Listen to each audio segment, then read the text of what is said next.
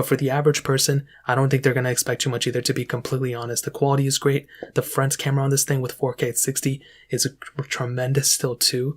And again, it's just W after W on this device. It is a very good feeling phone. The cameras still look very good. And I will tell you, for the next 3-4 years, this camera is still going to be top tier. Until 4K 60 ends up being the end all be all, you have to have 4K at 30 at least, I think you're going to be okay with this camera for sure. And that's not going to happen for another 4 to 5 years. So for sure, this camera in 2021 still completely holds up. You can pick up this phone in 2030 and still probably have a decent camera lens on it. So in terms of that, the camera setup 100% fact. I love this camera a lot. So in terms of camera, that pretty much covers it up. Now moving on to, I think, the best thing about this phone, hands down, the software and the battery life. This in and of itself, I'm so passionate about it. This is the number one thing I would recommend people to look at when they buy this iPhone. First of all, software wise, this phone kills it in that sense. I mean, you can pick up this phone now, you can pick up this phone next year, even the year after, and you are still going to be getting a phone that's still going to be getting quite a bit of software updates. You can pick up this phone today,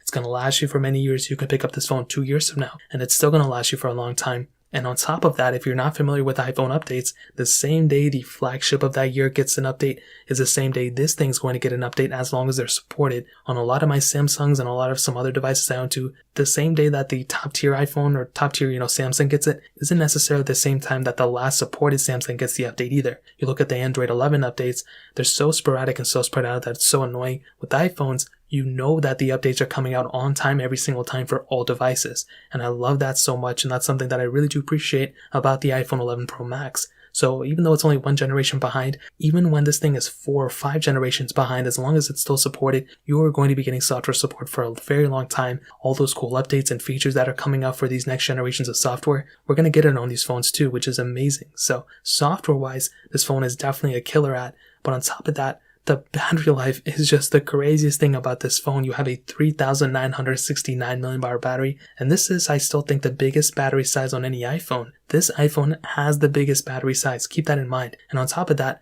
the battery life on this phone is insane. I've been able to use this phone for an insanely long amount of time, days and days on end. Even my iPhone 12 Pro wasn't even that bad. My iPhone 11 Pro had great battery life, and this 11 Pro Max was definitely that on the next level. And as I said before, this is the number one reason why I would recommend people to buy an iPhone 11 Pro Max, is the software experience and the battery life as well. So that pretty much covers it up in terms of, I think, the best reason to pick up the iPhone 11 Pro Max in 2021. Now ending it off with the performance. This device, as I mentioned before, has a very current chipset, an Apple A13 Bionic with 4 gigabytes of RAM. Now, I'll be honest, the RAM management I think is great, but compared to something like the 12 Pro Max, it may not be as good as it, because that one has, 2 more gigs of RAM. But I still think at the end of the day, this device has a killer performance, for anything you're going to throw at it. First of all, as I always state, for basic things, calling people, messages, multitasking between apps, you're going to be perfectly fine for a basic level standpoint. This is a no-brainer. For mid-tier apps as well,